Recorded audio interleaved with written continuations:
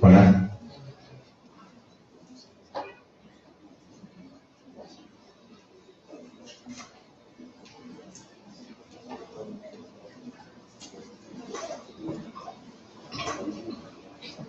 Buenas tardes a todos y cada uno de ustedes. Bienvenidos a este auditorium de la Corte Superior de Justicia de Junín. La bienvenida también a nombre de la Comisión de Capacitación que para este mes de noviembre ha preparado las ponencias sobre el mes de Derecho Contencioso Administrativo. El día de hoy queremos dar la cordial bienvenida a nuestro expositor, el doctor Edison Paul Tabra Ochoa, a quien pido un cariñoso voto de aplausos.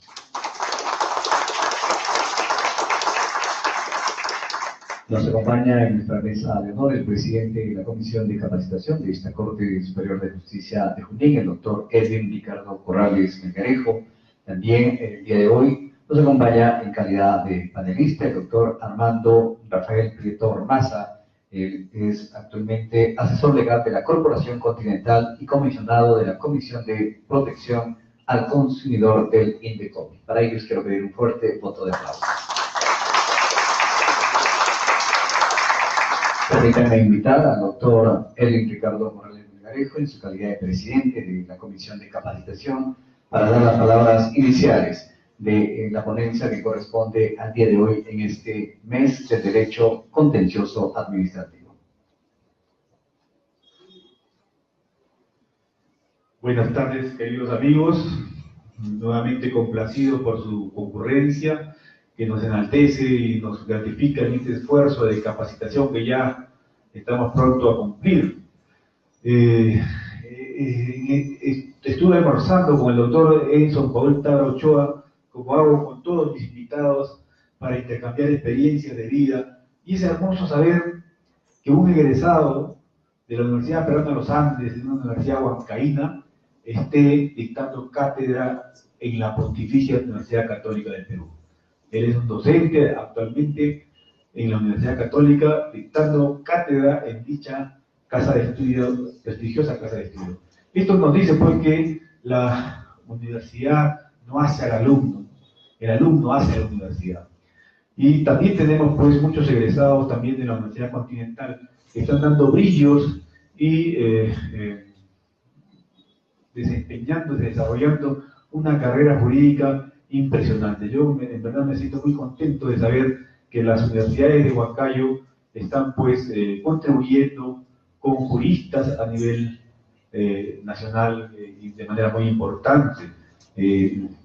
También quiero agradecer la presencia del doctor Armando Prieto Ormaza, un jurista que siempre lo reconocemos de aquí en Huancayo como impulsor de la Facultad de Derecho en la Universidad Continental, y también es comisionado de la Comisión Regional del INDECOPI. Como todos sabemos, pues tiene una labor de control y de fiscalización para que el mercado no cometa abusos con el consumidor, ¿no? Que exista un nivel de control para evitar pues estos excesos, que a veces compramos algo, llevamos a la casa, abrimos y lo encontramos malogrado, ¿no? O le falta una pieza, etc. Bueno, el doctor Marlon Aguirre Ramos, quien es el presidente de la Cámara de Comercio de Huancayo, me ha pedido encarecidamente que le excusemos su ausencia, porque justo se ha cruzado con una reunión del Comité Directivo de la Cámara de Comercio, precisamente a consecuencia de la multa de INDECOPI. Entonces, me dice que por favor tuviera la gentileza de disculparlo, porque tiene esa reunión del Consejo Directivo muy importante. Bien amigos, entonces, sin más preámbulos, doy por inaugurada la presente jornada académica. Quedan invitados todos ustedes también para el día de mañana, jueves 8, en la que el doctor Edison Paul Tabra Ochoa va a exponer también sobre un tema muy importante: el procedimiento de barreras burocráticas, sus alcances, formas de impugnación. Nación. Estábamos conversando con el doctor este conflicto que hay entre Indecopi y las municipalidades. Las municipalidades muchas veces cometen excesos en crear barreras burocráticas que impiden el acceso al mercado, el desarrollo del mercado, y de eso va a tratar el día de mañana el doctor Tárrega. Y de igual manera también, el próximo jueves 15, la rebeldía en el proceso contencioso administrativo a cargo del juez Iván Villarreal Balbín, y el viernes 23, a pedido del alcalde de nuestro amigo Dante, que me pidió que la Academia de la Magistratura quería hacer una conferencia sobre la motivación de las resoluciones judiciales, y estamos pues invitándolos también para esta exposición del viernes 23 de noviembre. Y finalmente, los intereses en las organizaciones literarias a cargo pues de un juez de arequipeño, ¿no?, que viene de Arequipa, para hablarnos sobre el tema de los intereses en las organizaciones literarias, ¿no?, intereses legales, intereses laborales. ¿Cuántas veces hemos entrado en discusión si el interés es capitalizable o no capitalizable, si el interés es simple o compuesto? En todo ese tema va a ser resuelto por el doctor Carlos Polanco Gutiérrez, juez del 7º Juzgado Civil de Arequipa, que estará por acá el jueves 29 de noviembre, concluyendo el mes del derecho contencioso administrativo. Doy paso entonces a nuestro maestro de ceremonia. Muchas gracias al doctor Edwin Ricardo Corrales Melgarejo. Pues bien, vamos a iniciar nuestra ponencia que corresponde al día de hoy, los derechos del consumidor, balance y crítica. Invito al doctor Edson Baúl Tarrochoa Isni, de la Universidad de Navarra, España, docente de la peruana Universidad Católica del Perú. Los dejo con él, lo recibimos con voto de aplausos.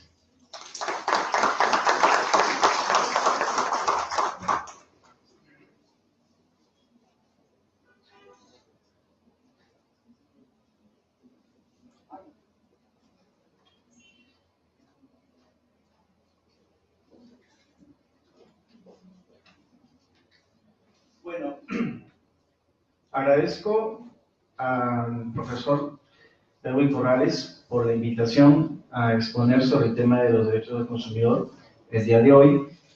Para mí es un honor estar en la Corte Superior de Justicia de Junín, un lugar donde he estado muchas veces en mi época de estudiante y también en algún momento de abogado, cuando estaba radicando aquí. También quiero agradecer mucho a muchos profesores que están presentes y que han sido ejemplos de vida para mí. El profesor Timoteo, a quien agradezco mucho su asistencia, y a otras distinguidas personalidades. También quiero agradecer a Armando, que ha tenido el gesto de venir y acompañarme como panelista. Y también quiero agradecer y saludar, ya que de repente las circunstancias no se van a permitir, pero quiero saludar a quienes en algún momento los he tenido de alumnos o alumnas, y también de amigos o ex compañeros de promoción o de la universidad. Para mí es siempre una alegría venir a Huancayo. Soy de Huancayo, y siempre que vengo, pues lo que más me gusta es estar aquí, y el clima, a pesar de que muchas veces se diga que llueve mucho, pero sí, contrastando con otros lugares, pues sí que se viene bien este clima. Y sobre todo la gente, y sobre todo la tranquilidad de Huancayo, pues es un lugar que de repente no muchos valoramos, pero cuando se va a otros sitios sí que se extraña bastante, porque la calidez de la gente de esta zona, la comida, pues siempre es una obligación de regresar a la tierra, como se dice. Y claro, siempre que vengo, pues lo que más me llevo siempre es queso, así que, y cancha, porque es lo que siempre me hermana mucho a la tierra de aquí de Huancayo. Y como les digo, para mí siempre es un placer estar aquí. Lo que voy a comentarles hoy es básicamente un tema que está ligado a lo que son los derechos del consumidor, lo que se llama derecho al consumo, que es evidentemente un tema que ya se ha estado tratando con mucho tiempo a nivel jurídico, pero que quizás en algún momento se necesita reforzar y sobre todo también enfocar bastante su desarrollo y sobre todo su comprensión, porque es usual que en las facultades de Derecho temas como el derecho al consumo, el tema también de eliminación de barreras burocráticas, el tema de competencia, el tema de represión de la competencia, que son materias que muchas veces nosotros lo asimilamos al derecho administrativo, pues muchas veces no se llegan a comprender del todo si es que no se comprende el fondo económico sobre el cual se maneja su desarrollo, y que eso creo que es necesario desarrollar, y que muchas veces cuando se toca en diversos foros la parte económica, se tiende a pensar que se asocia a una determinada ideología, cosa que no necesariamente es así. De hecho, no, cuando debatamos la normatividad, vamos a ver que no es así, sino que el fondo que genera de nuevas ramas jurídicas usualmente es el económico. ¿Y eso por qué? Porque evidentemente los mercados, ¿no? A nivel de empresas, a nivel de consumo, a nivel de transnacionales, experimentan un desarrollo que evidentemente el derecho también necesita, evidentemente, responder y resolver. Entonces, justamente, el derecho al consumidor obedece a esa dinámica económica que hoy en día las empresas protagonizan, y que muchas veces nosotros no llegamos a entender, porque a veces lo estamos enfocando desde una perspectiva individual y netamente jurídica. Empezamos con la primera diapositiva. Entonces, cuando hablamos justamente del derecho al consumo, yo quiero comenzar hablando, evidentemente, del tema económico. Si bien es cierto, derecho al consumidor está asociado a un tema jurídico, hay que asociarlo primeramente al tema de economía. ¿Y por qué? Porque justamente la economía nos va a dar a entender un marco en el cual el derecho del consumidor se desenvuelve, que es evidentemente el mercado, ¿no? Nosotros nos desarrollamos en una economía de mercado que básicamente va a consistir en un espacio en el cual se juntan imaginariamente personas que compran y personas que venden, ¿no? O lo que se conoce como el famoso intercambio de bienes y servicios a cambio de un precio. Entonces, ese espacio llamado mercado, ¿no? Se va a regir, ¿no? Bajo leyes económicas que todos hemos en algún momento escuchado, como la ley de la oferta y la demanda, pero también van a generar determinados abusos, y esos abusos van a ser corregidos precisamente por el derecho. Es ahí donde va a surgir justamente la materia de los derechos del consumidor, que evidentemente nos ha congregado hoy en día a esta sesión. Entonces, los mercados, en teoría, ¿no?, funcionan correctamente. ¿Por qué? Porque yo voy y compro un producto que necesito y pago el precio que requiero, y evidentemente me satisface la calidad de ese producto, la información que está en ese producto, y pues no debería pasar nada malo. O evidentemente cuando yo tomo un servicio de movilidad, yo ya sé la información, conozco cómo consiste ese servicio de transporte, y también el transportista cumple el horario del cual me va a hacer la movilidad y también me cobre el precio que hemos acordado. Pues digamos que eso obedece, o sea, esa ilusión, que yo la catalogo, pues obedece justamente a que nuestra economía, el mercado, funcionaría de manera perfecta si todos cumpliéramos nuestra función de manera correcta, ¿no? Quien vende cosas, bienes o servicios, y quien las adquiere. Pero vamos a ver precisamente que eso no necesariamente funciona bien, y eso es un poco lo que luego hablaremos cuando hablamos del tema de las atribuciones y del trabajo que desarrolla Indecopi. La siguiente, por favor. Entonces, el mercado no necesariamente funciona, ¿no?, de manera correcta, y justamente eso se llama fallas del mercado. Les pido su paciencia porque este tema no necesariamente a todos nos va a fascinar, porque la economía no necesariamente la vamos a entender, pero si me entienden esta parte, vamos a ver luego que la práctica de la protección de los derechos del consumidor se nos va a hacer mucho más fácil.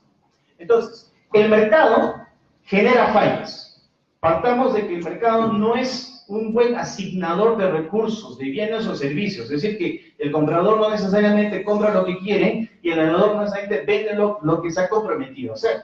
Entonces, en el mercado se presentan fallas.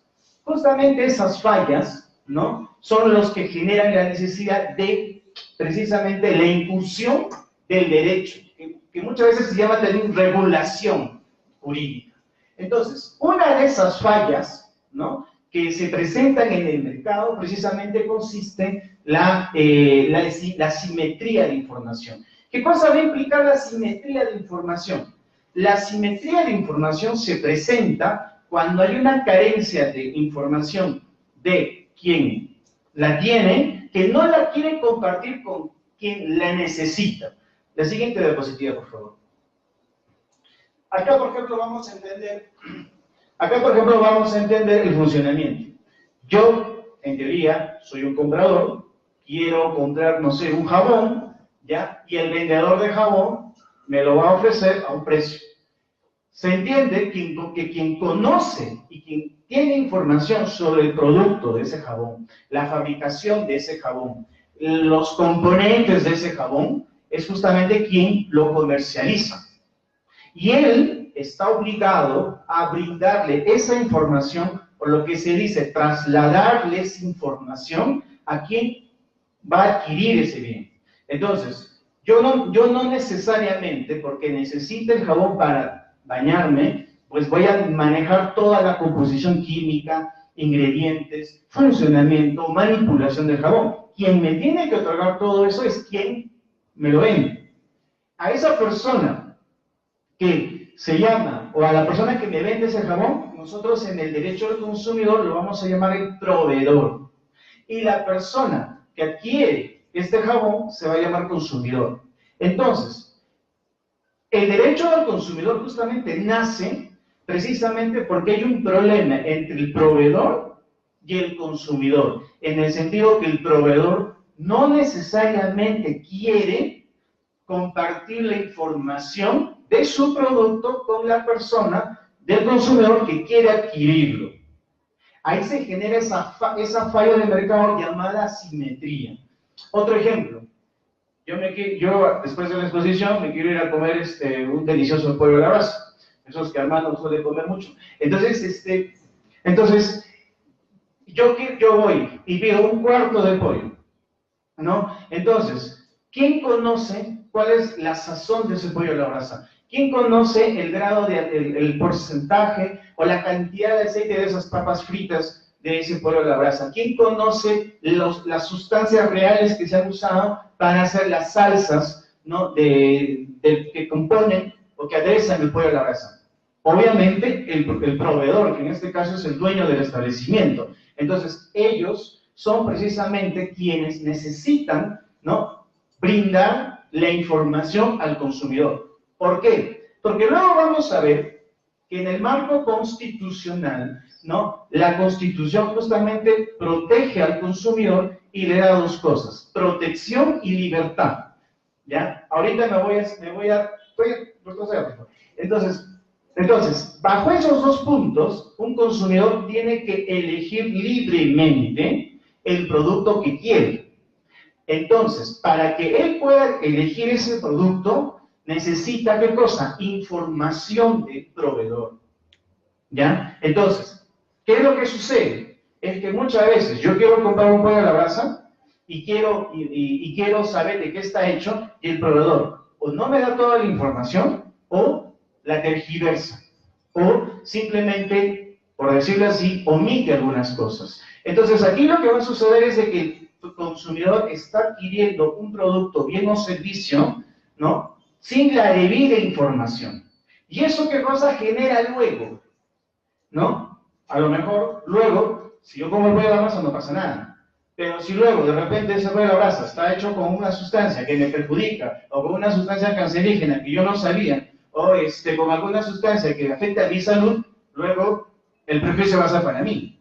Entonces, justamente ese potencial perjuicio que pueda tener un consumidor, pues precisamente, ¿no?, es el fundamento del nacimiento de los derechos del consumidor.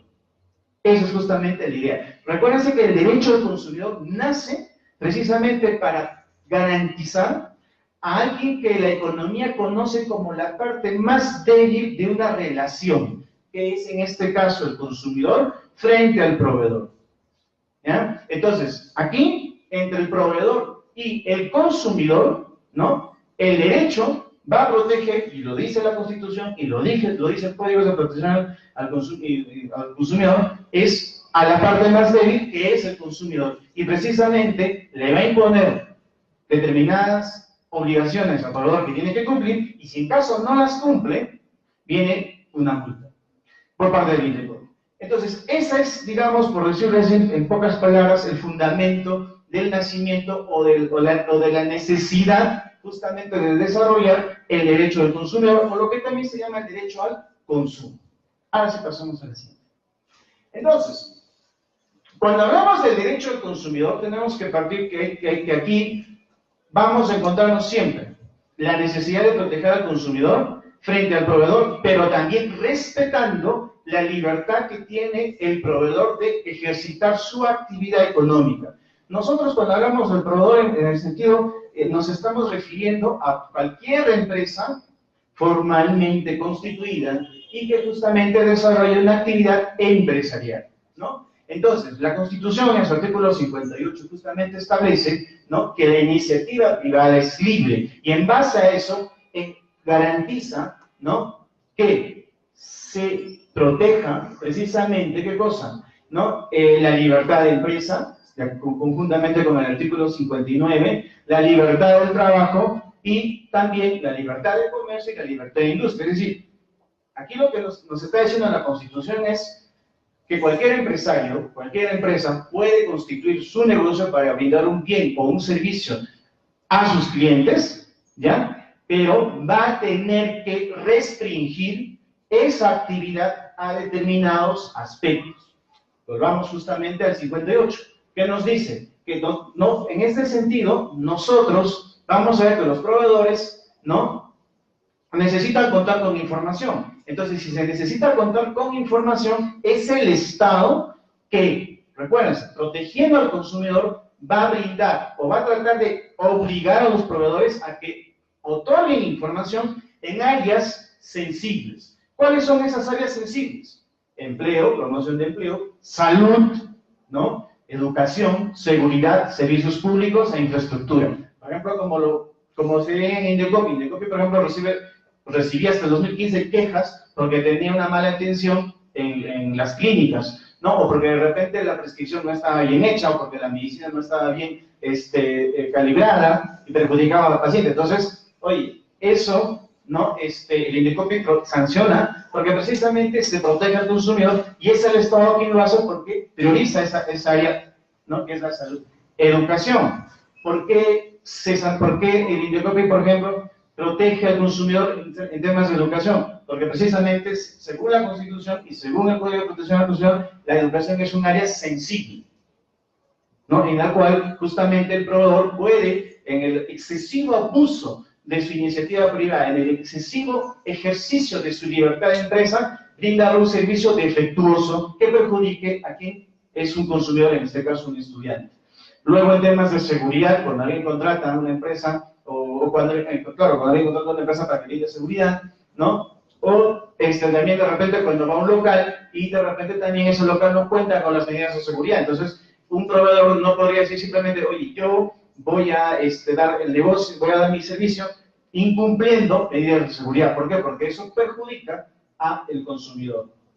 Entonces, y también así podríamos decir en el caso de servicios públicos, ¿no?, agua, electricidad, por ejemplo, ¿no?, y también en casos de infraestructura, por ejemplo, inmobiliarios ahora.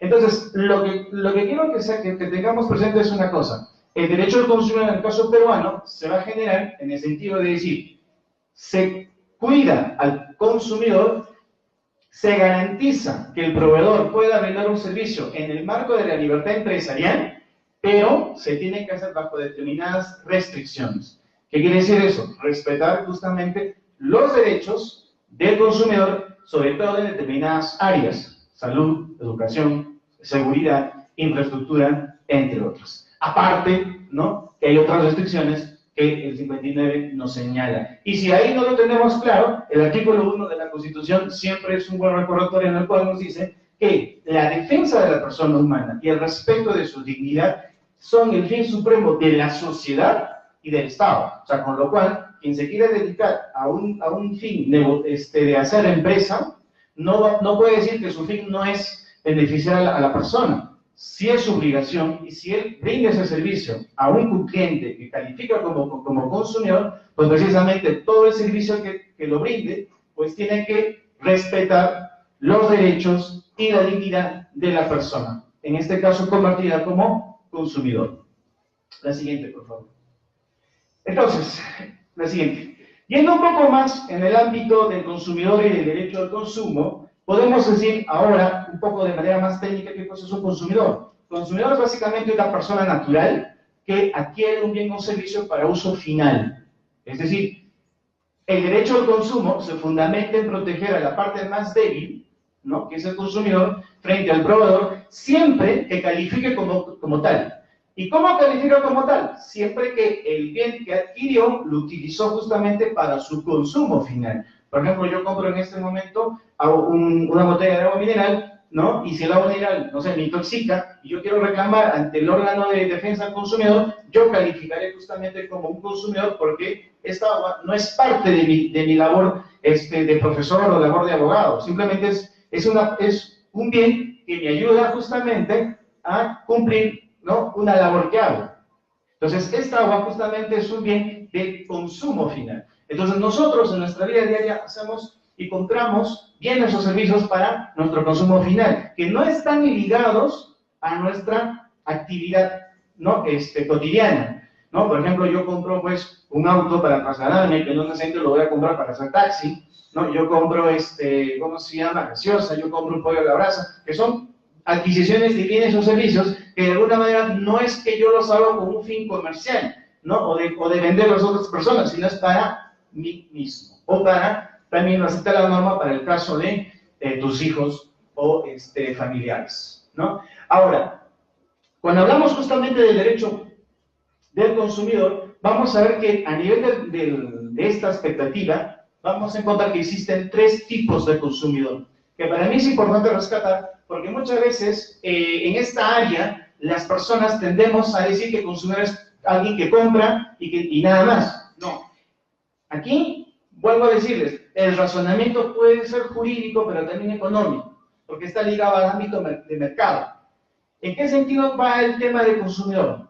Cuando hablamos de un consumidor razonable, la doctrina del derecho del consumo nos dice que es aquella persona que en función a su razonabilidad o a su racionalidad adquiere un bien o servicio habiendo sido del todo responsable en su análisis, en su estudio y en su comparación. ¿Qué quiere decir esto? Que si yo voy a comprar un agua mineral, pues previamente probado, de acuerdo a esta doctrina, habré googleado, ¿no?, de qué está compuesta el agua, habré visto sus componentes, habré visto las indicaciones, contraindicaciones, recomendaciones de los expertos sobre este producto. Entonces, una vez revisada toda esa información, yo puedo proceder a adquirir ese bien. Entonces, bajo esa idea, se dice que ahí estamos ante un consumidor razonable. ¿Qué implica el tema del consumidor diligente? Aquí el diligente no es una persona tan meticulosa o detallada como el consumidor razonable. Lo que se entiende en el caso de él es de que es una persona que va a hacer el mínimo necesario para agenciarse de la información de un producto que lo motive o lo convenza de adquirirlo. ¿Qué quiere decir esto? Que aquí no se exige, como se exigía antes en virtud del consumidor razonable, oye, que tú tenías que tener un grado de abstracción y de análisis detallado y minucioso, sino aquí solamente se te pide que seas responsable en el cumplimiento de deberes básicos cuando tú adquieres un bien o servicio. Es decir, que si yo compro, por ejemplo, un agua mineral, pues evidentemente me preocuparé por saber la marca, me preocuparé, por ejemplo, por saber sus componentes, lo que dice la etiqueta, y ya con eso, ¿no?, habré cumplido ese nivel mínimo de diligencia. ¿Por qué?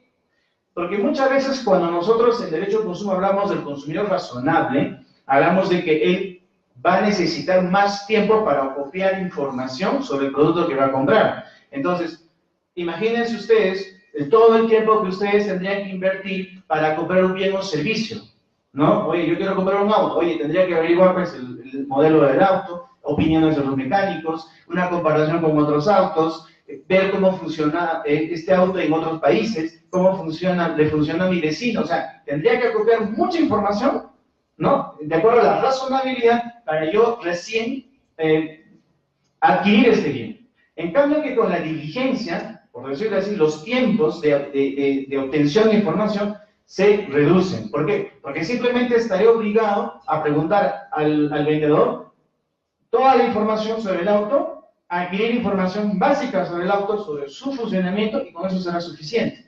Entonces, hoy en día, por ejemplo, en los casos de Indecopi, se ve mucho y se opta mucho por lo que es la idea del consumidor diligente, que es contrapuesta a la idea del consumidor promedio, que es una idea que proviene también de la Unión Europea. Pero el consumidor promedio, para el caso de nosotros, es alguien que precisamente no averigua, no es diligente, no es responsable de adquirir un producto.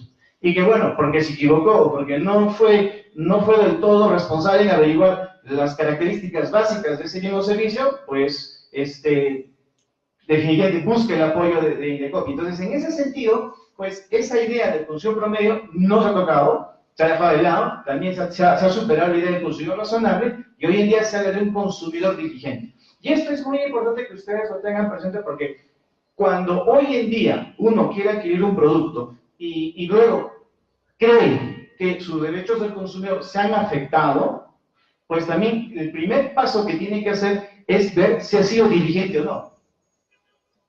¿Por qué? Porque si yo, por ejemplo, en el ámbito bancario, ¿no? Por estar apurado, por recibir un crédito hipotecario, no revisé todas las cláusulas y no vi de repente el porcentaje de intereses que me estaban grabando, ¿ya? Y luego me doy cuenta de eso cuando ya me envían mi estado de cuenta y quiero reclamar. En ese caso, tú no vas a calificar como consumidor diligente, serás como un consumidor promedio o lo que se dice como un consumidor irrazonable. Entonces aquí la idea es de que el derecho del consumo hoy en día tiende a proteger, otorga protección a quien tiene la connotación de consumidor diligente. La siguiente, por favor. Ahora, ¿qué pasa entre el consumidor diligente y su proveedor? Usualmente cuando estábamos en la universidad, siempre veíamos el tema de contratos, veíamos, ¿no? ¿Cómo se llama? Veíamos dos partes siempre, ¿no? El vendedor, el comprador, el inquilino, arrendador, arrendatario, ¿no? Que generaba una relación contractual. Cuando hablamos de derecho al consumo, por más que se haya generado en base a un contrato, usualmente no usamos la terminología relación contractual, sino de relación de consumo. ¿Por qué relación de consumo? Porque aquí, independientemente de lo contractual, se habla de que entre un consumidor y un proveedor se ha generado un vínculo jurídico, si queremos verlo desde una perspectiva legal. Este vínculo jurídico es, yo consumidor quiero comprar un auto del proveedor. Entonces, esa relación, ¿no? Para efectos del consumidor se llama relación de consumo. Esta relación de consumo se puede haber materializado a través de un contrato de compra-venta fundamentado, ¿no? Por el derecho privado, ¿ya? Pero aquí viene la diferencia, es que mientras en el derecho privado, por ejemplo en el derecho civil, se parte de una igualdad de partes, si queremos verlo desde esa perspectiva, en la relación de consumo se parte de una desigualdad de partes. ¿Dónde radica la desigualdad de partes en el derecho al consumidor? En la desigualdad o en la presunción de la desigualdad que el consumidor tiene frente al proveedor, en el sentido que probablemente, o puede haberse dado la probabilidad de que el proveedor no le brindó toda la información que el consumidor requería, ¿no? Para adquirir ese bien o servicio. En cambio, si nosotros siempre nos recordamos derecho civil, oye, ahí no se discute si uno sabía más o uno sabía menos. La norma asume, ¿no?, que en virtud de la libertad contractual, los dos hemos elaborado ese contrato, ¿no?, y al momento de celebrarlo y firmarlo, ¿no?, las partes aceptan el contenido de cada uno de ellos, ¿verdad? O en el caso de los contratos de adhesión, asumimos que la igualdad está en que una de las partes pide el contrato completo, la otra lo revisa y cuando lo suscribe, ¿no? Y ambas asumen sus obligaciones, ahí se ha generado una igualdad en asumir las obligaciones cada uno. En cambio, en el derecho al consumo, no hablamos de igualdad, hablamos o partimos de una desigualdad que justamente genera o se fundamenta, como les decía, en que aquí, en consumo, es que se busca proteger a la parte más débil, la presunción es, buscamos proteger a la parte más débil de una relación entre proveedor y consumidor, que es este último. Y en base a esa presunción, nosotros empezamos a analizar todo, y en base a eso, se aplican las normas del consumo. Entonces, en la relación de consumo van a presentarse siempre dos partes, por decirlo así. Consumidor, ¿no? Que puede ser una persona natural, también las personas jurídicas, en el caso de las pequeñas y microempresas, pueden ser calificadas como consumidor bajo determinadas circunstancias, que los podemos de repente comentar en el rol de preguntas. El proveedor, ¿no? Que también en este caso va a ser cualquier empresa, de cualquier tipo empresarial, ¿ya? Dedicado a cualquier tipo de objeto social, no hay ningún problema en eso, siempre que cuente con la autorización, ¿ya? Y en ese sentido, entre estas dos personas se genera esta relación de consumo que se puede materializar, como les digo, en un contrato, ¿no? O que de repente no hay un contrato, pero se demuestra a través del comprobante de pago. Entonces, aquí tengan presente ustedes de que muchas veces en relación de consumo, y a veces siempre hemos tenido reclamos en eso, no es que nosotros hemos dejado de exigir el contrato. No, es que para nosotros basta con que se acredite con un comprobante de pago o con cualquier documento, ¿no? Ya sea comunicación, ya sea publicidad, que se ha generado esta relación de consumo para que entonces se pueda justamente iniciar el estudio de ese caso vinculado a consumo. La siguiente. Bien. Un punto más. En el ámbito constitucional, justamente yo les decía que el consumidor es la parte más importante en el mercado, aquí en el derecho, y en el ámbito incluso de la economía social del mercado, brinda una especial protección, ¿no? En virtud, yo les decía, la simetría de información. Entonces, la Constitución en su artículo 65 otorga esa calidad, esa importancia de protección al consumidor, pero también, ¿no?, encuentra que esa protección se va a fundamentar justamente en brindar información, es decir, que el proveedor brinde información al consumidor. Y eso, la misma Constitución lo establece. Y justamente, ¿no?, en especial, si lo vemos ahí en la última parte del 65, dice, en especial, se debe proteger al consumidor en ámbitos ligados a la salud, a la seguridad. Pero si lo concordamos con los anteriores artículos, veremos que también se busca la información en el ámbito de educación y otros servicios. Ahora, rescato una resolución del Tribunal Constitucional, donde nos dice que el consumidor tiene esa especial protección porque es aquel agente que cierra el círculo económico. ¿Y qué cosa es el círculo económico? Básicamente lo que les decía, proveedor, consumidor, proveedor vende algo, el consumidor compra. Entonces, cuando esa relación se da, se dice que se ha generado un círculo. Entonces, el derecho al consumo protege justamente a aquel agente que cierra ese círculo, que es el consumidor que lo cierra, ese círculo, cuando compra ese producto, ¿no? Entonces, tengan presente ustedes que nuestra Constitución nos obliga a todos a que por sobre las empresas, proveedores, están los consumidores. Y eso a veces, muchas veces en el ámbito empresarial no se entiende porque a veces se parte de la idea, muy justificada también por parte de ellos, es de que primero va la libertad de empresa o debe privilegiarse la libertad de trabajo, la libertad de contratación, ¿no? Pero justamente el intérprete constitucional ha sido bien claro. Tú puedes tener esa libertad, pero esa libertad choca y es restringida cuando se refiere a todo aquello vinculado a los consumidores. Y todo aquello vinculado a los consumidores pasa, uno, por el tema de la información, y dos, por aquellos derechos que se generan por tu connotación como consumidor. ¿Ya? Eso hay que tenerlo presente. Es decir, que cuando ya se genera una relación de consumo generado por el tema de información, ¿no? Así como en el contrato de compra-venta, cuando yo ya suscribo ese contrato de compra-venta y yo como comprador tengo derechos y obligaciones, cuando ya se generó la relación de consumo, yo ya soy consumidor y él es mi proveedor, precisamente ahí también tengo inherentes derechos. Y estos son derechos del consumidor. El siguiente.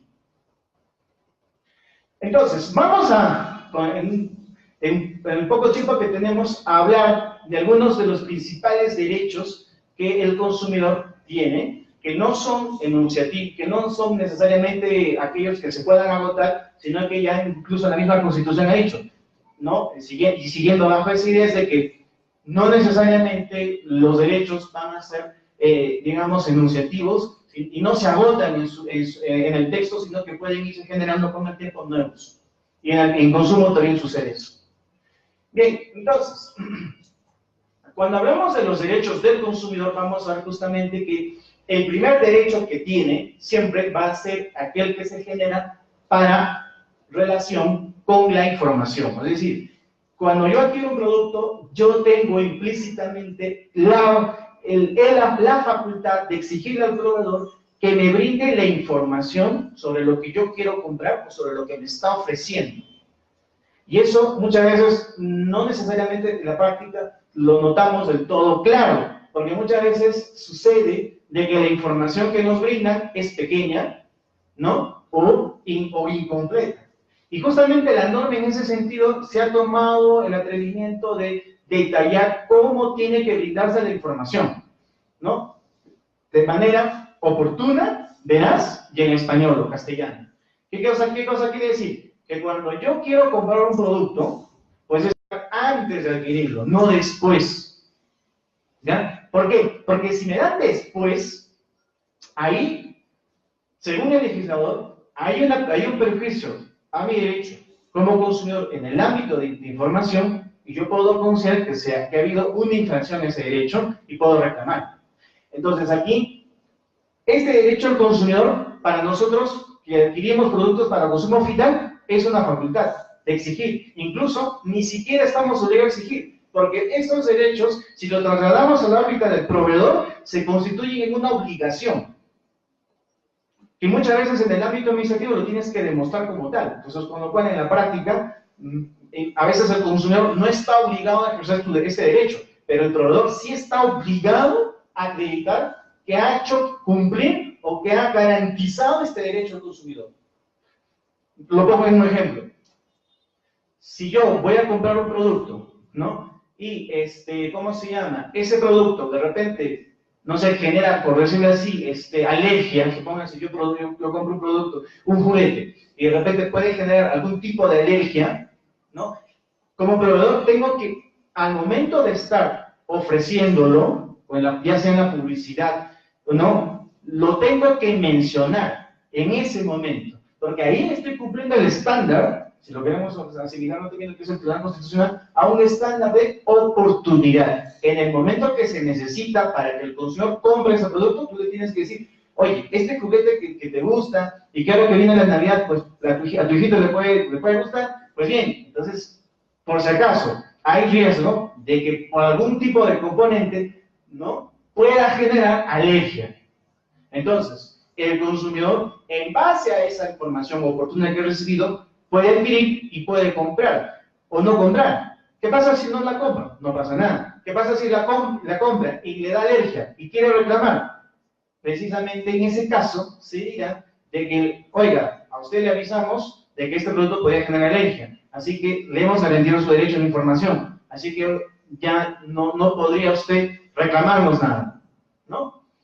Luego se dice que la información tiene que ser brindada de manera veraz, es decir, que aquí no puede mentirse. Y aquí, por ejemplo, hay que tener cuidado, sobre todo en el ámbito de información, va en el ámbito de la publicidad. Muchas veces el proveedor o los proveedores, en un espíritu de competencia, pues quieren captar la mayor cantidad de clientes. Entonces, en su publicidad justamente te ofertan un sinnúmero de interesantes productos, te resaltan su capacidad, ¿no? Incluso y colocan logos que de repente no tienen nada que ver con el producto, ¿ya? Entonces, ahí, ¿qué cosa puede descansar? La veracidad. O sea, la información que me están brindando a través de la publicidad o a través de un agente comercial no es veraz. ¿no? Oiga, ¿sabe qué? ¿Cómo se llama? Yo le estoy vendiendo, yo le ofrezco un pollo a la brasa con gallina de corral. Se entiende que esa información que me está dando es cierta, o sea, que ese pollo realmente, si yo le hago el análisis, va a calificar como de corral. Y si no es, me está faltando la veracidad, ¿no? O si quieren otro ejemplo, en el caso de los celulares, muchas veces se dice, oiga, yo te estoy vendiendo este artefacto móvil, ¿no? Y que tiene una duración sin recargar por 10 horas. Y sin embargo, cuando lo compro y lo uso al día siguiente, solo me dura 1 hora. Entonces ahí se puede decir que esa información en la cual me decían que el celular solo duraba 10 horas, en la práctica no se cumple porque solo dura 1. Entonces ahí ha habido una infracción al derecho del consumidor en lo que es la información veraz. Y obviamente en el castellano, está por demás decirlo, o sea, se entiende que el promedio de nosotros, de los peruanos, habla en español, ¿no? Entonces se entiende que tiene que estar brindada en el idioma, ¿no? Digamos, que habla la mayoría. El siguiente derecho es básicamente la protección ante riesgos contra la vida y la salud, que es un poco lo que decíamos, o sea, cuando un proveedor, ¿ya? Y perdonen porque consumo más que alabar al proveedor es criticarlo, ¿ya? Pero digamos que aquí en consumo es, si tú estás iniciando un negocio, la libertad de empresa no te dice que vas a ser irresponsable en no cautelar la seguridad de tu negocio, ¿no? Entonces, bajo esa lógica es, si usted va a generar un negocio, sea cual sea, una obligación que tiene implícita es brindarle o garantizar seguridad a sus clientes, a sus comensales, ¿ya? Por más que la norma administrativa no te lo exija, ¿ya? ¿Por qué? Porque aquí lo que estamos hablando es que toda persona, ¿no? Como tal, tiene derecho a la vida y a la salud. Yo como consumidor, cuando voy a un restaurante o a una universidad o a un colegio, no estoy esperando, ¿no? Que me suceda algo. Por ejemplo, en el tema de los servicios educativos, cuando yo tengo contrato con un centro educativo que me garantiza, supongamos que me garantiza que tiene las instalaciones más seguras y que no le va a pasar nada a mi hijo. Entonces, y si al día siguiente mi hijo se cae o se accidenta por negligencia de ellos, oye, ahí hay un perjuicio, ahí hay una infracción a mi derecho como consumidor en el ámbito de la vida y la salud. O sea, hay que tener presente que este derecho no necesariamente nosotros lo vamos a exigir siempre, ¿no? O sea, como les vuelvo a decir, no podemos ser racionales en el sentido de arribar del todo cuando queremos adquirir un bien, sobre todo educación o sobre todo salud u otro. Pero sí es una obligación del proveedor garantizarlo. Entonces, con lo cual, cuando un proveedor inicia actividades o está en el inicio de sus actividades, es de que, oiga, ¿cómo se llama? Él está obligado o ella está obligada precisamente a brindar las condiciones de que a sus consumidores no les va a pasar nada. Ejemplo típico, cuando yo estoy en una agencia bancaria y, ¿cómo se llama? Vienen y ingresan unos maleantes. O cuando de repente, ¿cómo se llama? Estaciono mi auto en la cochera de un supermercado. Oiga, en esos casos, ¿no? Salvo que no se haya brindado una información excepcional, es responsabilidad del proveedor garantizar justamente, oye, que no te pase nada, tu seguridad, ¿no? O que no le pase nada a tu propiedad, por extensión. Entonces, hay que tener cuidado en esos casos, ¿ya? Ahora, aquí, por ejemplo, quiero hacer una excepción. Hay casos, por ejemplo, cuando te dicen, yo soy un proveedor y ya me multó la municipalidad porque incumplía las normas de seguridad, ya estoy reparando. ¿Y usted por qué viene y me sanciona? Ya, ¿hay doble sanción? Sí. ¿Eso es ilegal? No. ¿Por qué? Porque la municipalidad te sancionará por un tema administrativo. O sea, de repente ahí usted incumple la normativa de defensa civil que le dio le dio pie para que usted adquiera la licencia. Entonces te sancionarán por la vía municipal. Intercopi no te sanciona por el tema de la licencia, Intercopi te sanciona porque has cometido una infracción que atenta contra el derecho a la vida, ¿no? O a la seguridad, justamente, de tus clientes, de los consumidores en este caso. Luego tenemos justamente el derecho, un derecho que quizás siempre lo vamos a tener presente, que es el derecho a no ser discriminado. En este caso, recuérdense que aquí partimos de un derecho fundamental que nuestra Constitución establece, que es a que toda persona no sea discriminada por cualquier tipo de razones, ¿no? Entonces, en el ámbito del Código de Protección al Consumidor vamos a encontrar justamente qué cosa, que ningún consumidor puede ser, digamos, discriminado, prohibido de ingresar a un establecimiento o de hacer uso de un bien o servicio si no es por motivos objetivos, ¿ya? ¿Qué quiere decir esto?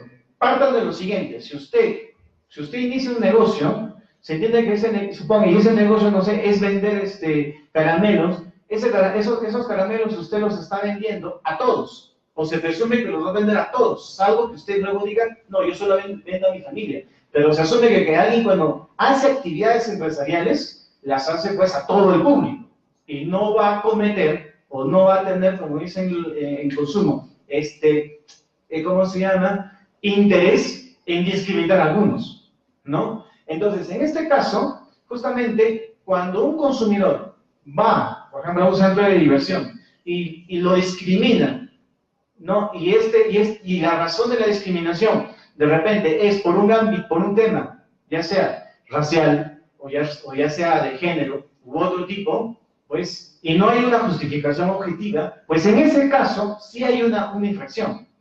Otra cosa es casos objetivos.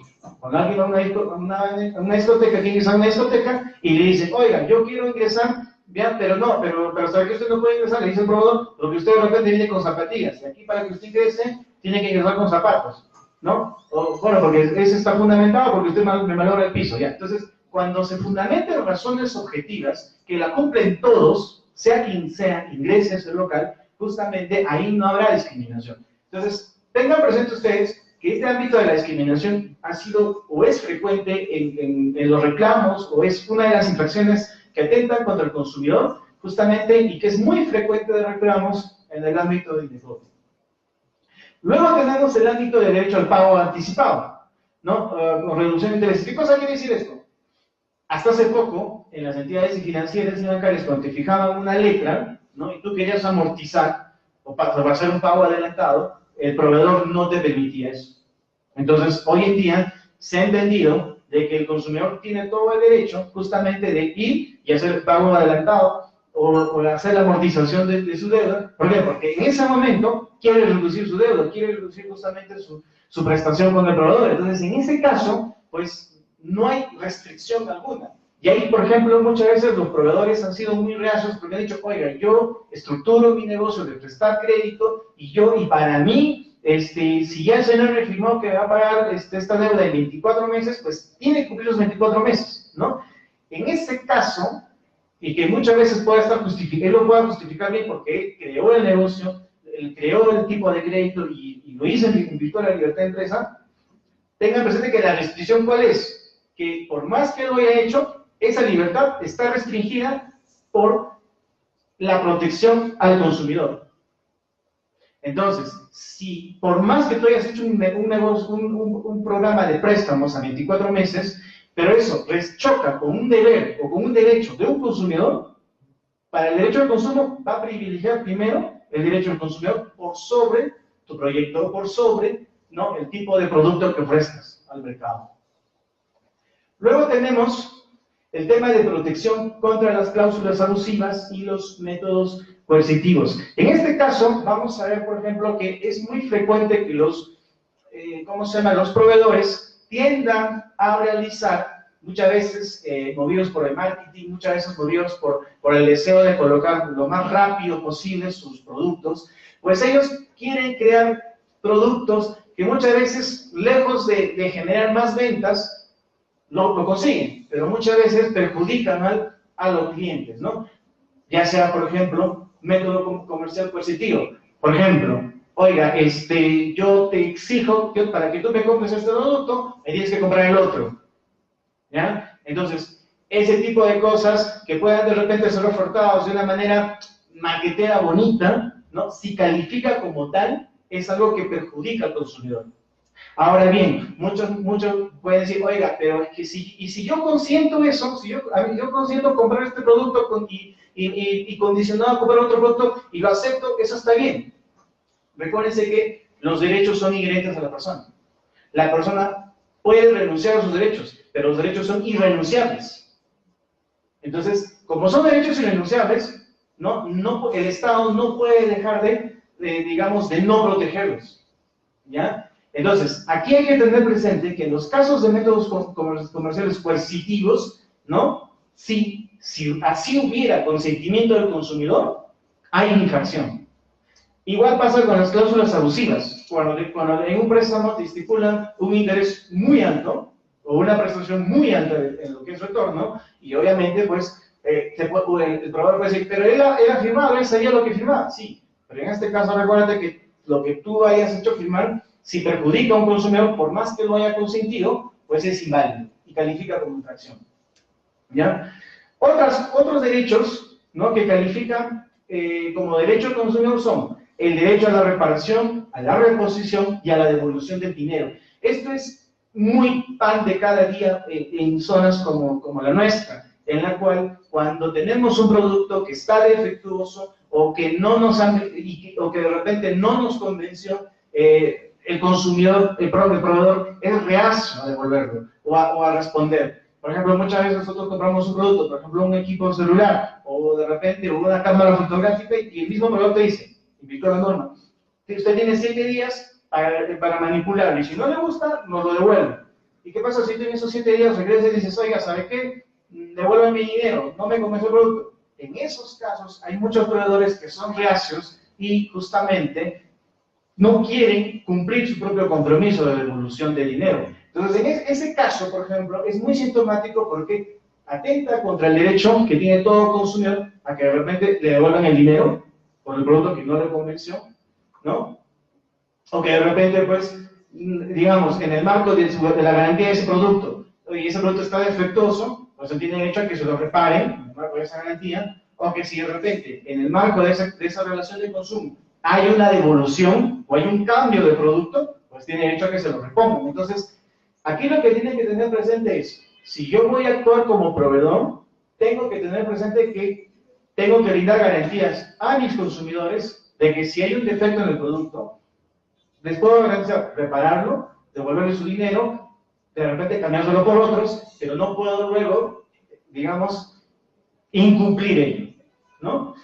Luego tenemos el derecho a la indemnización por daños y perjuicios, que aquí básicamente es que en la práctica tú tienes que si hay un perjuicio, por ejemplo, en los casos de discriminación, si se ha demostrado que ha habido una discriminación en la persona y lo que hace Tecopi sanciona al proveedor, pero si el consumidor se ha sentido afectado emocionalmente porque no ha podido ingresar a ese local, le han publicitado en muchos casos en las redes sociales de que no pudo ingresar y se le genera un tema de estrés, pues todo ese perjuicio, pues él tendría la vía abierta de solicitar una indemnización por daños y perjuicios, que eso lo tendría que hacer en la acción judicial. Aquí hay que tener presente muchas veces porque el consumidor, cuando acude a Indecopi y cuando se habla en temas de derecho al consumo, el consumidor piensa de que cuando hace su reclamo en la Autoridad de Protección al Consumidor, pues le van a devolver su producto y aparte le van a dar una indemnización. No va a suceder eso. Te pueden devolver tu producto, lo van a multar al proveedor, pero no te van a indemnizar. Eso es una acción judicial que tú tendrías que iniciar, ¿no?, de manera individual. Luego tenemos también que otro derecho es el derecho de asociación para el reclamo individual o colectivo. Aquí tengan presente que aquí todo consumidor tiene derecho a reclamar, ¿no? Y justamente cuando uno conversa con los proveedores, pues muchas veces los proveedores dicen, oiga, es que estoy cansado de que el consumidor te reclame siempre, o estoy cansado de que tal persona siempre me reclame, o ya no sé qué hacer porque siempre mi libro de reclamaciones está lleno y ¿qué voy a hacer, no? Entonces, más adelante veremos las críticas, pero lo que voy es, si usted inicia un negocio, tiene que pensar que usted va a vender su producto a personas. Y esas personas, independientemente por la calidad humana que tengan, la norma les ampara precisamente a reclamar por el producto que quieren. Y si tú no estás en esa capacidad de garantizar este derecho, entonces dedícate a otra cosa y no te dediques justamente a ese proveedor, ¿no? Ahora, El derecho de imputación de los bancos, ya lo comenté en el pago anticipado. El derecho a redondeo de precios a su favor y entre otros es otra cosa, por ejemplo, muy notoria que sucede en muchos lugares. Por ejemplo, cuando yo compro un producto que cuesta 3.55, pues el proveedor me da devuelto, pues, quedándose con 5 céntimos, ¿no? Me da los 40 céntimos y se queda con el 5. Entonces, eso, por ejemplo, claro, uno puede decir, bueno, es un 5 céntimos, pero si eso lo hace con 10.000 consumidores, ya la cantidad aumenta. Entonces, justamente, hoy en día se dice que hay un derecho a redondear los precios, ¿no? ¿Qué cosa implica esto? Que todo consumidor tiene derecho a que, si tú consumes algo por 3.55 y tú le das pues, no sé, las 4 soles, pues se tiene que ver los 45 soles, los 45 céntimos, ¿no? Y es obligación del proveedor, justamente, agenciarse de ese tipo de cambio. Ahora, muchos miran, pero, y muchos proveedores siempre han tenido este reclamo, dicen, pero es que yo no tengo monedas de 1 céntimo, 5 céntimos, ¿de dónde le voy a dar vuelta? Le quiero dar un caramelo y no me acepta, ¿no? El tema es, si usted fija su precio en 3.55, se entiende que usted está en la capacidad de dar vuelto por esos 5 céntimos. Si usted no está en esa capacidad, una de dos, o lo fija redondeado, 3.50, 3.60, 3.80, ¿no? O simplemente, pues, no se dedica a ser proveedor, así de simple. ¿Por qué? Porque tengan presente ustedes de que aquí, por más que en muchos casos los proveedores puedan decir que el consumidor es un abusivo, ¿ya? Lo cierto es que nuestra Constitución protege al consumidor y no al proveedor. Salvo que en algún momento, pues, los proveedores quieren hacer su reclamo, ¿no? Pero que quieran cambiar la Constitución. De repente ahora a propósito que quieren modificarla, pero el tema es que mientras eso no es así, nuestro legislador, sea por legislación, sea por jurisprudencia, ha establecido que a quien hay que proteger es al consumidor y precisamente a él se le tiene que respetar este tipo de derechos. La siguiente. Hay obligaciones, ya les decía, ¿no? Que en este caso el proveedor está obligado justamente a respetar, ¿no? Y dentro de estas obligaciones vamos a encontrar justamente, pues, a que tiene que proporcionar información relevante al consumidor. O sea, aquí hablamos de un principio que está en el artículo 18 y 19 del Código de Protección al Consumidor, que es el principio de idoneidad, ¿no? El criterio de la idoneidad, perdón. Cuando hablamos justamente de la idoneidad, estamos refiriéndonos precisamente también a que está relacionado a la obligación del proveedor, ¿no? De brindar toda la información. ¿Por qué? Porque el consumidor actúa en función a lo que el proveedor nos diga, o actúa en función a la información de lo que el proveedor le diga. Por ejemplo, si yo salgo ahorita y veo de repente una oferta, ¿no? En la cual me ofrecen un café más un pan con queso a 2 soles, entonces, oiga, en función a esa información que está promocionada, yo voy a ir y voy a adquirir ese producto, ¿no? Entonces, esa información es relevante para el derecho contra el consumo. Entonces, esa información genera que el consumidor o te compre o no te compre, o te valore bien o te valore mal. Pero el tema es que, y ahí entra un poco la economía, es de que se parte de que las personas muchas veces actuamos por intereses o por incentivos económicos. ¿Qué quiere decir eso? Que si yo, por ejemplo, tengo 50 y de repente por ahí alguien me ofrece por 50, no sé, pues un televisor, pues, en oferta, pues yo agarro y voy y lo compro, ¿no? Y si de repente alguien me dice, oye, hay un combo 2x1 hoy día y un pollo de brasa, más un choco te va a salir 5 soles, entonces tú agarras tus 5 soles y te vas y compras. Entonces, la gente hoy en día, los consumidores, actuamos muchas veces por la información que nos transmiten los proveedores. Y eso genera que nosotros hagamos uso de nuestras elecciones de consumidor. Es decir, que las elecciones o la elección o las preferencias del consumidor muchas veces se ven determinadas por la información que el proveedor le da, ¿no? Entonces, en ese sentido, tengan presente de que eso en el ámbito del derecho al consumo está relacionado a la idoneidad. ¿Y qué cosa quiere decir esto? Que si yo compro un producto y ese producto viene, ¿no? De una determinada manera, bajo determinadas condiciones y bajo determinadas especificaciones, y que me van a dar a mí un beneficio, ¿ya? Se está cumpliendo dos cosas. Uno, con brindarme información, pero sobre todo con convertir esa información en idónea. ¿Y qué cosa significa ser idóneo? Lo idóneo está relacionado precisamente ¿no? a que haya una correspondencia entre lo que tú quieres y lo que el proveedor te ofrece.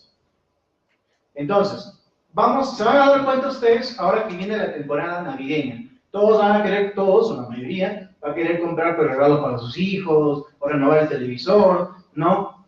O bueno, ya lo renovaron seguramente en el Mundial para ver a Perú, o de repente pues la radio, o sea, muchas cosas. Entonces, yo quiero comprar un televisor de 40 pulgadas, que sea a colores y que me permita justamente usar canales digitales, tener acceso a, digamos, a internet y pueda ver Netflix ahí. Ya, perfecto. Entonces, si yo voy a un mercado y el proveedor me dice, aquí está el televisor que tú quieres, toma, llévatelo, ¿no? Y porque cumple las especificaciones que tú quieres, y yo cojo ese televisor y me voy y enciendo y quiero usar el Netflix y no funciona, se puede decir ahí, en términos jurídicos de consumo, que ha habido una infracción relacionada a la idoneidad de la información.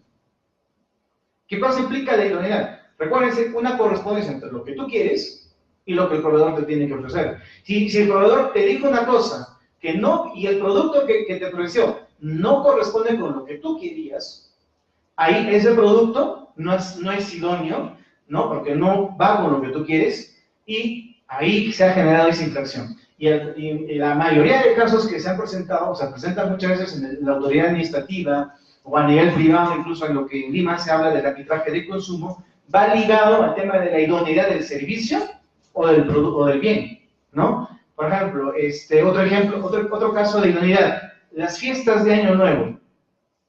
Muchos de ustedes en 31 de diciembre quieren ir un poco a la playa, otros quieren ir de repente pues al extranjero. Entonces, ¿qué es lo que les ofrece el proveedor? Paquetes, ¿no? Te dicen, te ofrezco pasar el 31 en la playa, ¿no? Rodeado digamos, de arena, de sol, con mucha cerveza, etc. Entonces, si tú vas, tu expectativa de ese servicio, bajo la idoneidad sería de que si yo voy, me voy a encontrar con todo lo que me está ofreciendo el proveedor, ¿verdad? Pero si voy y no encuentro a nadie, entonces dice que ese servicio no es idóneo. Entonces ahí se ha configurado justamente una infracción a la idoneidad de ese producto. Entonces eso atenta contra el derecho a la información al proveedor, pero sobre todo también para efectos de Indecopy constituye una infracción. Entonces tengan presente que aquí en la práctica sucede que a veces los consumidores nos quedamos callados y toleramos de que, bueno, pues no tengo entrada a Netflix, ya no pasa nada, ya veré otra cosa.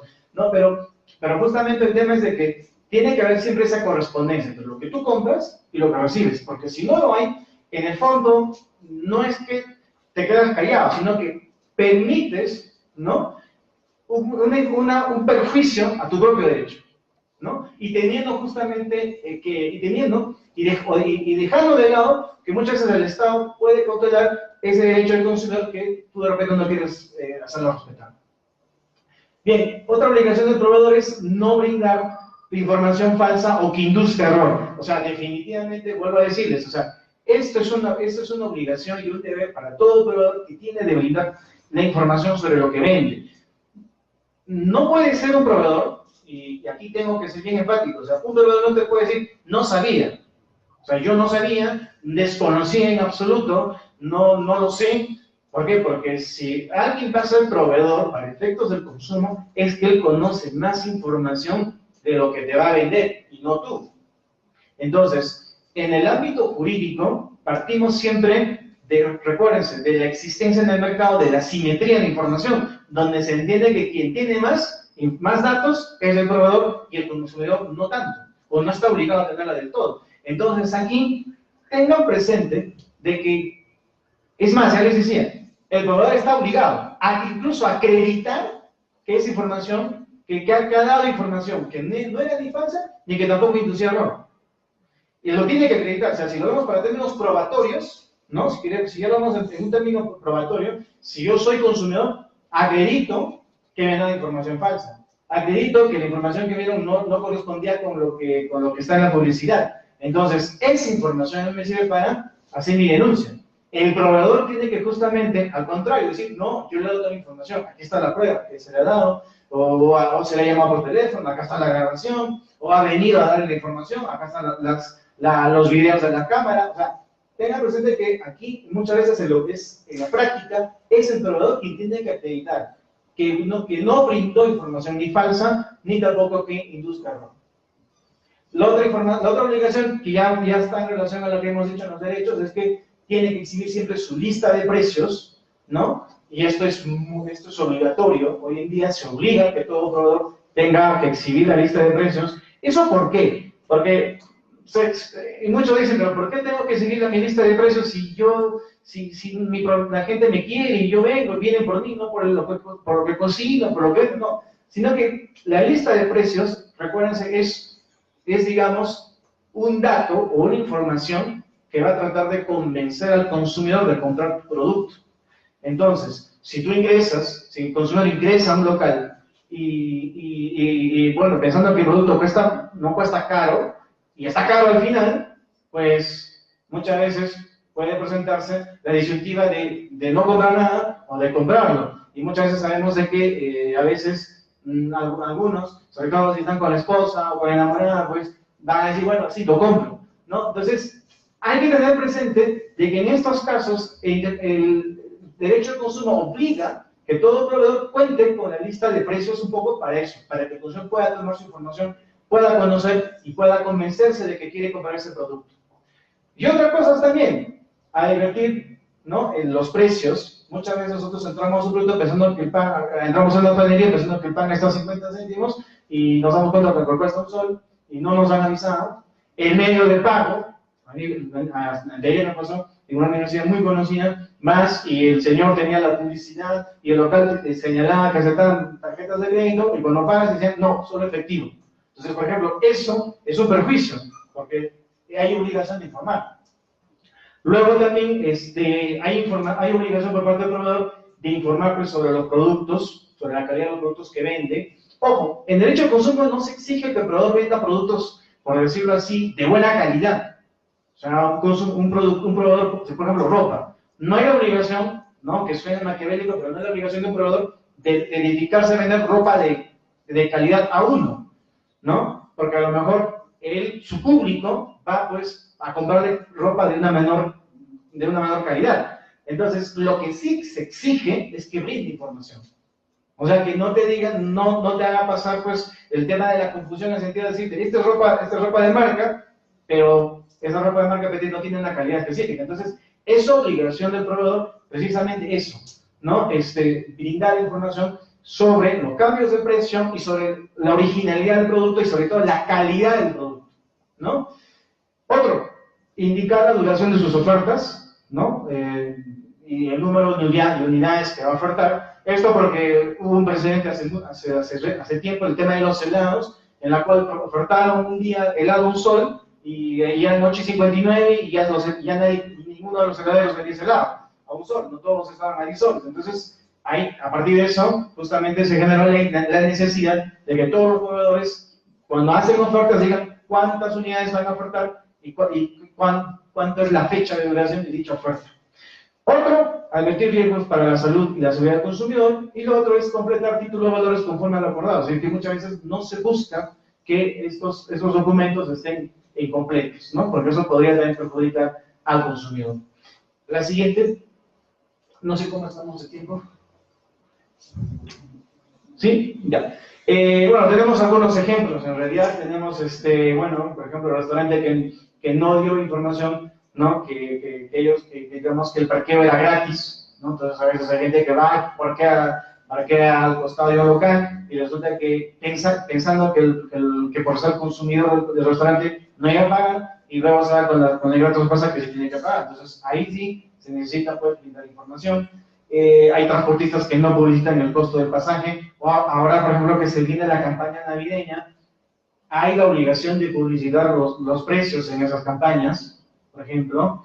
El restaurante que no exhibe sus listas de precios, ya lo hemos comentado. Hay restaurantes o negocios que venden precios únicamente en dólares, ¿no? Hay otros que no guardan silencio con los medios de pago. A veces hay algunos que muestran sus stickers de Visa, Mastercard, y resulta que cuando tú quieres comprar algo ya la máquina está malograda, no funciona, ¿no? Suscripción de contratos sin consentimiento. Aquí, por ejemplo, pasa muchas veces en los bancos, ¿no? Te han creado, tú ahorras tú eres ahorrista y vas depositando tu dinero en un fondo y resulta que a los 5 meses te enteraste que el banco, sin decirte nada, digamos como que redirigió una parte de tu dinero a otro fondo. Entonces, esos son contratos que para que se pueda viabilizar, tiene que haber consentimiento del consumidor. La siguiente. Esto es mucho más rápido, no los voy a cansar ya. Mecanismos para la defensa de nuestros derechos como consumidores. Básicamente tenemos Indecoping, que ya hemos comentado, tenemos el arbitraje de consumo y tenemos también el Poder Judicial. También tenemos hoy en día el Servicio de Atención al Ciudadano, en la cual precisamente pues, el proveedor y el consumidor pueden conciliar, ¿no? Si los dos están de acuerdo, los reclamos que hubiera. Y también tenemos las plataformas de atención al cliente, ¿no? Que cada proveedor también puede implementar. También hay defensorías del cliente que en cada negocio puedan estipular, y también los famosos libros de reclamación. Por ejemplo, hoy, por obligación, todo proveedor está obligado a tener un libro de reclamación, sea físico o virtual, ¿no? Entonces, ese libro de reclamación no está de adorno. O sea, si yo voy y hago un reclamo de libro de reclamaciones, no es que, bueno, que me quedó de recuerdo esa hojita que me dan, no. Es esperar 30 días, y si en 30 días el proveedor no resuelve mi reclamo, pues yo puedo ir a Indecoping y presentar una queja indicando, oye, hice mi queja con el proveedor, lo hice en el libro de reclamaciones, no me ha contestado. Justamente aquí hay la infracción que le caen a los proveedores, justamente por no responder los libros de reclamaciones, es muy alta, ¿no? Van a partir de 3 UITs en adelante. ¿Ya? Entonces hay otras vías, ¿no? Ahorita en el Perú tenemos la Indecoping, que ahorita comentaré de manera rápida, y tenemos también el arbitraje de consumo, ¿no? Que es algo que recientemente se está implementando y que esperamos pueda ya estar pronto operativo en el Perú. La siguiente, por favor. Siguiente, por favor. La anterior. Ya. Aquí tengan presente una cosa. Cuando uno hace su reclamo, ¿no? Está siempre la expectativa práctica, ¿qué cosa es? Me vendieron una plancha malograda y quiero que me den una plancha operativa, ¿no? Digamos, compré un pollo de la brasa y ese pollo estaba con moquillo, ¿no? Entonces, mi expectativa es que me cambien por otro pollo y me devuelvan mi dinero. Esto jurídicamente, ¿cómo? O sea, es el reclamo, la expectativa que tiene el consumidor de que sus reclamos se resuelvan, nosotros, o cómo el derecho del consumo lo entiende. Lo entiende a través de lo que se conoce como medidas correctivas, que también se aplican en otros ámbitos legales, y que en el ámbito de consumidor, ¿no? Estas medidas correctivas justamente buscan, ¿no? 2 cosas: reparar, ¿no? Justamente, o complementar, ¿no? Las consecuencias que se han generado por infracción a un derecho al consumidor, ¿ya? Entonces, ¿qué es una medida correctiva reparadora? Cuando hablamos de una medida correctiva reparadora, justamente son aquellas medidas que buscan resarcir las consecuencias patrimoniales, directas o inmediatas ocasionadas al consumidor por la infracción administrativa a su estado anterior. O sea, ¿qué quiere decir esto? Yo voy a un mecánico a que arregle mi auto, ¿ya?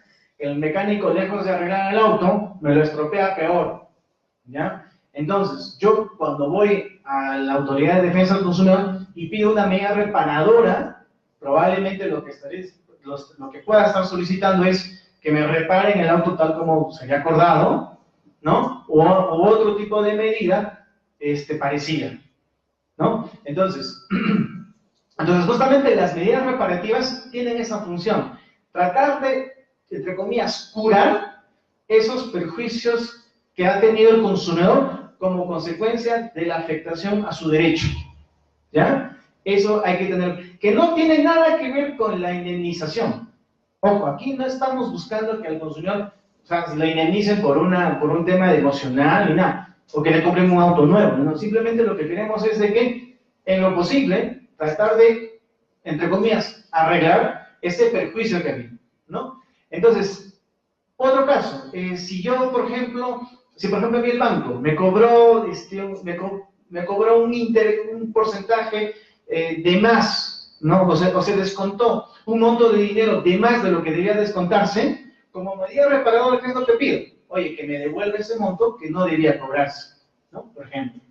¿Qué cosas son las medidas complementarias? ¿No? Básicamente las medidas complementarias, digamos, lo que están buscando es, lo voy a leer taxativamente, revertir los efectos de la conducta infractora, ¿no?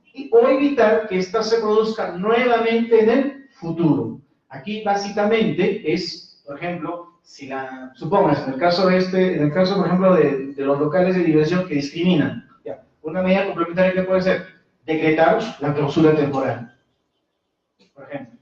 ¿Con qué? Con el objetivo de que, oye, has perjudicado al consumidor, no le has dejado ingresar por un tema racial o de género, pero aparte de que este señor, a ti te vamos a aplicar una medida reparadora, te vamos a aplicar una medida complementaria, que es que te cerramos el local, ¿no? Entonces, ahora, hay aspectos, y lo veremos más adelante, o en la sección de preguntas, hay aspectos o infracciones que muchas veces no dan pie para una reparación, pero sí para una medida complementaria, ¿no? Entonces, es muy bueno, es muy obligatorio, por decirlo así, que cuando uno haga o sienta que sus derechos de consumidor se han afectado, también es bueno decir qué es lo que quiere, o sea, qué cosas es lo que va a proponer para, en lo posible, tratar de reponer o reparar esa infracción que ha habido. Dejando de lado el tema de que, oye, pues yo pida luego una indemnización por un tema emocional, personal, etc. ¿No? Bien, la siguiente. Nosotros en Indecopi, ¿no? Y en el ámbito de protección al consumidor, van a existir dos unidades, por decirlo así. Pueden seguir subiendo todavía. Dos unidades que se van a encargar de resolver los reclamos. Tenemos, ¿no? Dos. La primera es el órgano de resolución de procedimientos sumarísimos, que a través del procedimiento administrativo del mismo nombre llamado sumarísimo, ¿no? Va a tratar de resolver aquellos reclamos de los consumidores que consideran que su derecho como tal se ha perjudicado o ha sido perjudicado por el proveedor. ¿Y en qué casos interviene esta unidad? Esta unidad se caracteriza por tratar de resolver los reclamos lo más rápido posible, ¿no? En la práctica eso es, obviamente 30 días hábiles no alcanzan, pero se trata de cubrir eso, ¿no? Pero esta oficina ya trata de resolver lo más rápido posible infracciones, entre comillas, digamos, medianamente perjudiciales. ¿Cuáles son? Aquellas cuya cuantía, ¿no? Son menores a una UIT, ¿no? Por ejemplo, pues, un ejemplo, el banco se cobró indebidamente 3.000 soles de mi cuenta, ¿no? Ya, entonces 3.000 soles es menos de 3 UITs, entonces eso lo va a ver la oficina de procedimientos sumarísimos, ¿no? Otros, ¿qué otro caso? ¿O qué otro reclamo? Los casos, por ejemplo, de que el consumidor pidió información y nunca se la negaron, nunca se la brindaron, perdón. En los casos de métodos abusivos de cobranza, ¿no? Por ejemplo, ahí pues el caso típico, ¿no? Mandas a un amigo para que, todo musculoso, para que vaya y le pida al deudor que pague su deuda, se puede calificar como un método abusivo de cobranza. Demora en la entrega de productos, sobre todo estos, por ejemplo, los famosos delivery, que hoy están pululando. Incumplimiento de la medida correctiva, a veces cuando se ordenó pues una reparación o el cumplimiento de una garantía, el proveedor no quiere hacer caso, en esos casos también se puede hacer otra vez el reclamo. Incumplimiento de acuerdos conciliatorios, como les decía, a través del servicio de atención al consumidor se facilitan conciliaciones, y esos acuerdos conciliatorios tienen el mismo valor legal que un acta de conciliación, y que si en casos incumplen, pues también pueden ser sancionados y obligados a cumplir, ¿ya? Y el tema del incumplimiento de incumplimiento y liquidación de costas y costas, que también muchas veces pasa cuando la Autoridad de Protección al Consumidor impone una multa, ¿no?, al proveedor. Que luego lo veremos, pero les adelanto, o sea, cuando uno impone una multa al proveedor, no se hace con el sentido de querer expoliar al proveedor, de sacarle plata, sino es una suerte de, entre comillas, pena, en la cual se busca que el proveedor cambie su conducta, es decir, que ya no siga cometiendo en su negocio actos de infracción al derecho al consumidor. Si yo, por ejemplo, le pongo a una discoteca que por discriminar, que discrimina a las personas por su condición social o racial, le impongo 10 UITs, no tanto porque quiero recaudar dinero, sino porque quiero que con esos 10 UITs, entre comillas, se diga coloquialmente, le duele el pagar esa multa, que haga que en el futuro, si vuelve a reincidir, la multa puede ser igual o del doble. Entonces, con lo cual, va a tener menos probabilidades de volver a cometer infracción al consumidor en el tema de la discriminación. Entonces, eso, como les decía, es un... bueno, esto es un poco volviendo a lo que les decía.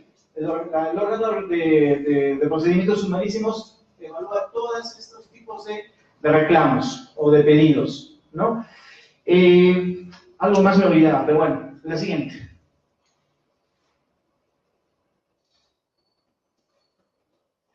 No, bueno, acá tenemos otra unidad del INDECOPI que resuelve, ¿no? Que también se llama comisión, justamente Armando es miembro de la comisión de protección al consumidor acá en Junín, ¿no? Y justamente la comisión resuelve casos, ¿no?, cuya cuantía sobrepasan las 3 UITs. Se refieren, por ejemplo, a reclamos sobre productos que atentan contra la seguridad del consumidor, que son básicamente pues, cuando te venden un producto que tiene una sustancia tóxica. Por ejemplo, yo recuerdo casos de los juguetes de la procedencia de un país asiático que muchas veces a los niños les causa enfermedades. Entonces, ese tipo de reclamos pueden ser vistos, pero en la comisión. Luego también los actos de discriminación o trato diferenciado, servicios médicos, esto a partir de 2015 ya lo ve su salud, ¿ya? Luego actos que afecten intereses colectivos o difusos, es decir, aquí cuando la asociación de consumidores o las asociaciones de consumidores hacen reclamos, ¿no?, indicando pues, que hay determinadas instituciones que cometen infracciones, ¿ya? Luego también hay reclamos, o sea, se presentan reclamos cuando hay productos o servicios inapreciables en dinero, ¿no? Acá, por ejemplo, pueden entrar cosas vinculadas pues no sé, pues a bienes que de repente no tienen una evaluación patrimonial alta, ¿no? Pero sí tienen un valor afectivo. Entonces, esos casos sí se verán justamente aquí en la comisión. Ahora, me olvidaba, cuando el reclamo de alguien lo ve la oficina o el órgano de resolución de procedimientos sumarísimos, lo va a ver en primera instancia. En segunda instancia lo va a ver la comisión. Los casos que ve la comisión los ve en primera instancia, pero luego en segunda instancia lo va a ver la sala, ¿ya? Entonces, con lo cual, digamos, siempre en el ámbito administrativo también, al igual que en el ámbito jurisdiccional, se respeta también justamente el principio, pues, de la doble instancia. La siguiente. Bueno, ya voy acabando, no los quiero cansar, no vayan a hacer un reclamo también. Entonces, aquí hablaremos del libro de reclamaciones, que básicamente es lo que les decía, un documento en el cual, pues, se puede presentar en físico o en virtual, y básicamente tiene como función que el consumidor deje sentado su reclamo, considerando que se ha vulnerado un derecho suyo, ¿no? O de repente no le han dado la información, ¿no? Y el proveedor está obligado a darle la información o de solucionar ese reclamo en 30 días. La pregunta del millón es, ¿qué cosa puede hacer un proveedor para solucionar el caso o el reclamo de un consumidor? Hay miles, ¿no? Eso ya, ahí entrará el ingenio, ¿no?, que tiene pues o la imaginación o la creatividad que tenga pues el proveedor para poder solucionar el reclamo que el consumidor le ha planteado en el libro de reclamaciones, porque la idea es, si digamos no se resuelve de manera satisfactoria de modo privado a través del libro de reclamaciones en los 30 días, ¿no? O no se da respuesta en esos 30 días, pues el consumidor puede acudir a Indecopi, ¿no? Justamente a hacer su reclamo para atender. Tengan presente ustedes de que el libro de reclamaciones es un instrumento que se usa mucho hoy en día y que también busca, pues, de alguna manera descentralizar todos los reclamos, ¿no? O sea, busca descentralizar, pues, que la administración pública, en este caso en Indecopi, pues, esté saturada de reclamos por perjuicio a los consumidores, y se busca, pues, que de alguna manera el proveedor y el consumidor puedan conciliar a través, ¿no?, de este mecanismo, ¿no? Eso es un poco lo que se busca. Entonces, lo que creo que, y lo que siempre aconsejo es, si hay un reclamo, primero pedir un libro de reclamaciones. Ahora, si un proveedor no tiene libro de reclamaciones, eso ya es una infracción, ¿no? Entonces, hoy en día los proveedores están obligados justamente a contar con ello, porque eso garantiza, pues, que son idóneos, o son establecimientos idóneos, justamente para responder o resolver los casos que atenten contra sus consumidores. Y también es un tema también, pues yo creo que de competencias. O sea, si tú quieres tener a los consumidores contentos, digamos, les vas a solucionar los problemas, ¿no? Sin necesidad de ir hasta el Indecopi. De hecho, el Indecopi hizo un ranking el año pasado, y usualmente lo hace cada año, indicando cuáles son las instituciones más quejadas, ¿no? Una de ellas, por ejemplo, son los bancos, las otras son las universidades, ¿no? Las otras son, por ejemplo, entidades de servicios. Entonces, claro, nadie quiere estar en ese ranking, ¿no? Entonces, justamente aquí, la idea es que los proveedores justamente traten en lo posible de solucionar los reclamos que tengan con sus consumidores, y el libro de reclamaciones es una vía, ¿no?, que se tiene. La siguiente. Retos del derecho de los derechos de los consumidores. Recientemente, a fines de 2015, las Naciones Unidas emitieron nuevos derechos de los consumidores, que digamos son algunos derechos que hoy en día tienen que ver o ser defendibles, ¿no? Y que básicamente yo he encontrado que son 4, ¿ya? El primero de ellos es el derecho a la protección de los consumidores que están en una situación vulnerable y de desventaja. Que aquí, este derecho, ¿no?, aún no ha sido del todo analizado, pero que las Naciones Unidas lo han puesto al tapete, y la verdad que todavía no se sabe cómo se puede implementar ello, porque digamos que si lo trasladamos al caso peruano, pues lo encontraríamos, pues, en los consumidores que tienen un nivel de educación bajo, o de repente son analfabetos. Entonces, que a la fecha no pueden defender sus derechos porque la norma asume que son negligentes. Entonces, digamos, hoy en día es un reto de cómo hacer de que consumidores, como vuelvo a decir, que no tienen un grado de instrucción alto, que de repente son analfabetos, puedan ver capitalizado, digamos, la protección a sus derechos, pero sin que esto sea una puerta de escape para que otros consumidores, digamos, de manera inventiva, puedan valerse de ello a fin de sacar provecho de los proveedores. Otra cosa también es la promoción de las modalidades de consumo sostenible. Aquí se habla de que hoy en día los consumidores tienen derecho al consumo sostenible. Ese es un derecho que hoy en día se habla mucho en el tema de responsabilidad social, en el tema de cumplimiento en el ámbito social, pero que, digamos, es un tema, digamos, que deja mucho pensar, porque si habláramos del derecho al consumo sostenible, pues bajo este derecho, ya los proveedores, por ejemplo, dejarían de usar plástico, ¿no?, en sus productos, o de repente, pues, se preocuparían de repente por cuidar el medio ambiente, ¿no? O de repente se preocuparían por promocionar más productos orgánicos. Y claro, este derecho, por decirlo así, todavía, en el caso peruano, creo yo que todavía va a demorar en aplicarse, porque, digamos, si bien es cierto, en otros países sí ya se utiliza, pero es porque los mismos proveedores lo han hecho de manera libre. Y que tú quieras implementarlo aquí, pues, el primer reto es convencer al proveedor de que ofrezca productos y servicios que vayan con la calidad sostenible, ¿no? Entonces ahí todavía en este tipo de derechos todavía queda mucho por hacer. Otro es el tema de la protección de los derechos del consumidor en el comercio electrónico.